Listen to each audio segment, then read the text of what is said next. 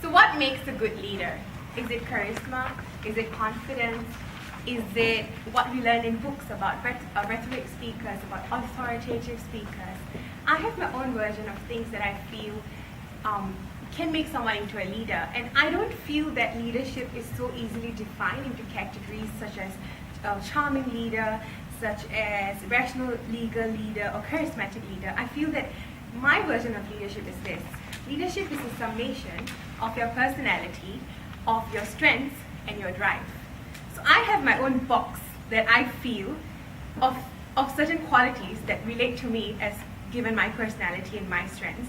And I feel that if I am able to achieve the things that I put in this box of leadership of mine, I will be able to become a good leader. So what goes in this box? This box is defined by two really inspiring leaders that I really look up to growing up. And the first person is actually, she's the first female prime minister of any Islamic country. Her name is Benazir Bhutto. She was the first female prime minister of Pakistan. And there's a lot of debate about her politics and corruption and integrity, but I like to focus on who she was as a person, because growing up as a child, a Pakistani child, it's, oh yeah, please help me with the photo. Yeah, thanks. So growing up, you don't see many loud, outspoken, well-educated Pakistani women on the TV. And I remember the first time I saw her was when her father had been hanged due to some political crimes, and she was in front of this massive audience on this podium, and she was chanting this chant. It went, "Jitne bhutto maroge, utne bhutto aayenge," which meant as many bhuttos as you kill, many bhuttos will come. And I had no idea of the context, but to see a woman on that stage, and people were going crazy, and it was just such an impactful thing, because as a child, you need things to model yourself after. And the one thing that I took from Benazir was courage and passion. Let me give you some context of who she was. She was a Pakistani-born child of a politician who rose in politics, and she had very liberal ideas about and secular ideas about how Pakistan should be run. But Pakistan is a very traditionally Islamic country. Now imagine a young woman trying to speak, an Oxford-educated young woman, trying to speak about her ideals to a group, to a house, or to a room full of middle-aged politician Pakistani men. It was not easy. And you would see it because what she did was, Bhutto was a badass, because when she would sit in interviews, right, no one could put her down. All these people that discriminated against her, they would go against her policies, but no one had the upper hand when it came to logic. No one had the upper hand when it came to the clarity with which she spoke. And I think that's what I would like to have. I would like to have her courage, and I would like to be able to hold my own, like how she was able to. And I might not be able to change the world just like she did, but I think if I master that much courage and that much ability and clarity of thought, I would be on my way to be a good leader. That's the first two things that go in my box of leadership. Now the second one is also actually a Pakistani politician, but he goes way back in time. So as you can see, that was Bhutto just now. And this is Allama Iqbal. So his name is Muhammad Iqbal.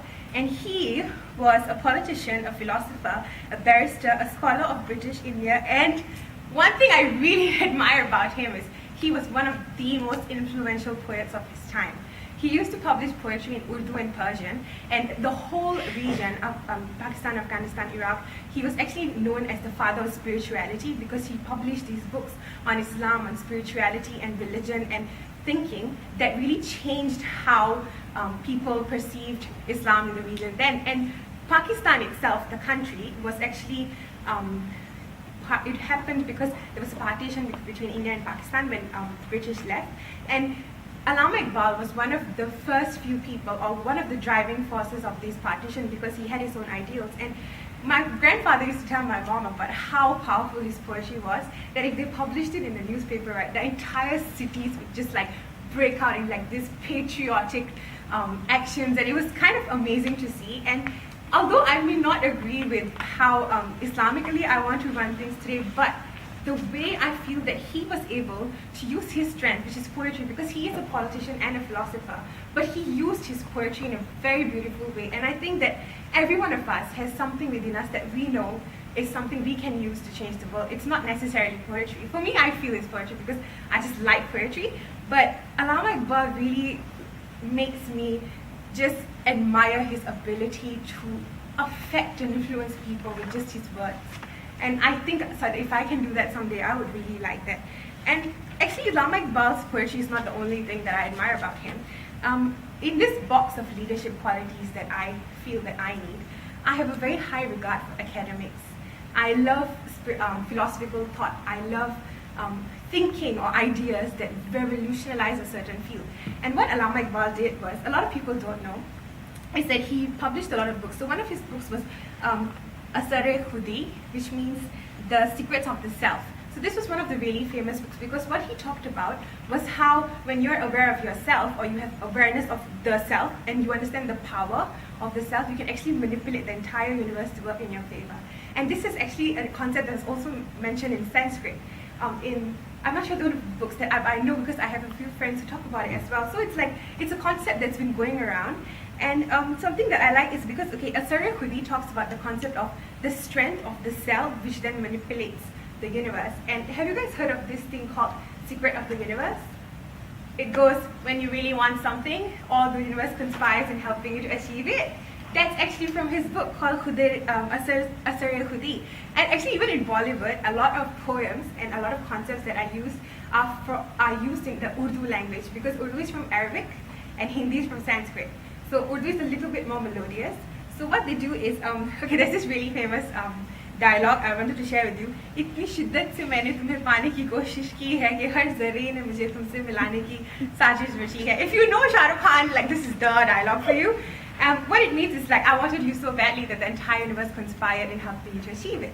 And it's actually a concept that came from Asar-e-Khudi. And I thought it was really cool because a lot of people think that when we see poetry in Bollywood, somehow we're opposed to it. But honestly, as someone who is Pakistani or half Pakistani, I just absolutely love it when Urdu poetry or anything to do with Allama Iqbal is used all over the world. And this is the first part about his really high regard for academic thinking.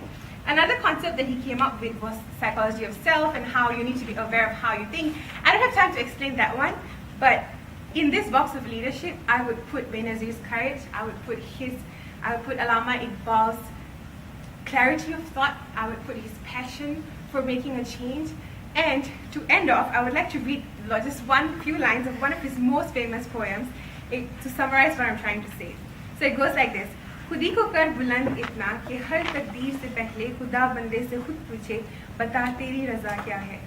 Make yourself so strong and mighty that before writing your destiny, God himself asks you, tell me, what is your decision? Thank you. Thank you, Zubia.